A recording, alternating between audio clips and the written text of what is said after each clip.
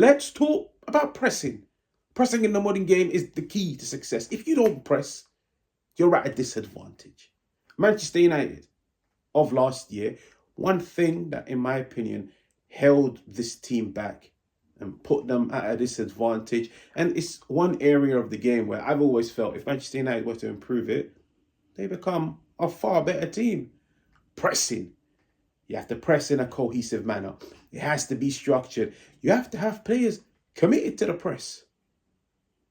Fast forward pre-season. Every Manchester United fan must be watching the games thinking to themselves, where have Man United improved? What's different about this Manchester United team? So, you know what? Let's get into it. Look at the screen. Look at these clips. I gathered 7 clips from one half of football. One half of football. Now, before I put the clips on the screen, the wise words of Ralph Rangnick. You can't be a little bit pregnant. You're either pregnant or you're not. What's a little bit of pressing? You either fully commit to the press and you push everybody forward and you understand the pros and the cons of it. You either fully engage and push everybody forward and commit to the high press, or you sit back. Now, there's nothing wrong with either approach, but there's a lot wrong when you sit on the fence and do a half-hearted press. Look at the screen. 7 examples. I'm seeing a one-man press. I'm seeing one player that takes responsibility, that takes initiative and says, I want to go. I want to press. I want to put these Arsenal players under pressure. Yet the players to their left, the players to their right, the players in behind, they're not pushing high up to suffocate the space, to close down the passing angles. They're not joining in the press to put the Arsenal players under pressure. Like, feel free to even pause this video, zoom into these clips. It's a one-man press. Now, a one-man press in the modern game against teams that are taught how to play out at the back is big danger. That is a massive, massive, massive problem. Look at this. I'm now about to show you Manchester United of last year. Prime time Manchester United. Where Manchester United tried to press.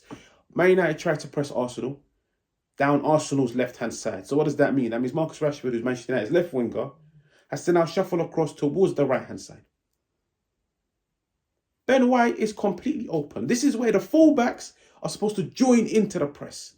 So once Marcus Rashford, Manchester United's left winger, tucks inside to join in the press, Manchester United's left back should have permission, should know, I need to now push up to close the skate, to close down the space, to condense the area. Ben White is completely open. That was Manchester United of last year. And we can still see it in pre-season. Sweet. Let's look at another one where Manchester United tried to press. Amad Diallo, Mason Mount. Both go to press the same player. Now, there's nothing wrong with 2 players going for the same man. The passing angle is available. 1 5-yard pass into Jorginho. Just pause the video and ask yourself the question, what needs to happen here? Pause it and ask yourself this question. What needs to happen here? Because there's 2 players going towards the same player and Jorginho is available. I'm looking at it and I'm telling myself, either Hannibal has to shuffle across to the right-hand side and occupy Jorginho, or Casemiro needs to push up. That way, if Jorginho was to receive the ball, because bada bing, bada boom, 2 seconds later, Jorginho does receive the ball. And Arsenal play out. And that's now 2 Manchester United players completely out of the game. Either Hannibal shuffles across or Casemiro pushes forward to be on Jorginho's first touch. If anything, get in front of him and intercept the ball. And if you do that, Manchester United are 20, 30 yards away from goal. They can create a goal-scoring opportunity. Now, it's not all doom and gloom because that Manchester United performance against Arsenal was impressive in some parts. There were some nice passages of play. There were times where Manchester United tried to press Arsenal. They came out on top. But was it frequent? No, it was not frequent. We're talking 2-3 occasions out of 15 attempts. But when it did work, it worked like this. You see Hannibal, you see Mount, you see Ahmad, all engage in the press. And from what you can see, it became a 3v3, which is man to man. It forced Arsenal to play backwards, and eventually it forced them to go long when Man United retrieved the ball. That was a successful press. And that's what Man United need to aim to do on a consistent basis. Now, from watching the game, what did I gather? And this is just in my opinion. Manchester United pressing a 4-2-3-1 structure. For me, I felt like one player, and especially when you pay attention to what Erik says in his press conferences, there's one player that I felt like had the responsibility, and if anything, he was Manchester United's pressing trigger, which means, when he goes, we go. If he doesn't go, we sit. And that player for me was Mason Mount.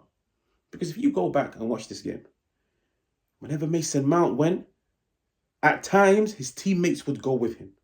He was always the player that led the press.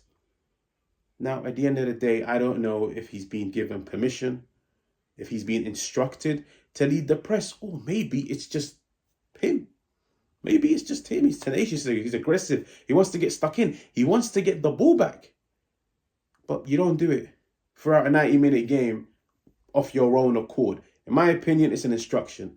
And I feel like he's been given that responsibility by Erik ten Hag, which is when he goes, we all go. But where the problem is, at times when he did go, the team went with him. But the majority of the times when he went, they didn't go with him. They didn't go with him, and that's why it became a one-man press. Now, if I wanted to just summarize pressing to you, okay, let's talk football team. Okay, let's just talk football team. Let's talk structure. Let's talk setup. Manchester United 4-2-3-1 is the way they like to press. You look at the screens, you look at the lines in between the players, okay? You're seeing these are what you call defensive lines, okay? So Onana is the last line of defense. Then you've got the flat four, that's the second line of defense. Then you've got the double pivot, which is the third line of defense. Then you've got the three attacking players behind the striker, that's the fourth line of defense. And then you've got Højlund, who is the fifth line of defense. When each line pushes forward, the whole team has to push forward in sync. Not one person pushes forward and the line remains. No. You push in sync. You shuffle to the left in sync. You shuffle to the right in sync. It's a team game. There's a reason why you press as a team. The lines are supposed to shuffle. They're supposed to go forward. They're supposed to go backwards together. This is what happens with Manchester United. Now, I've kept the lines connected. This is what happens with Manchester United.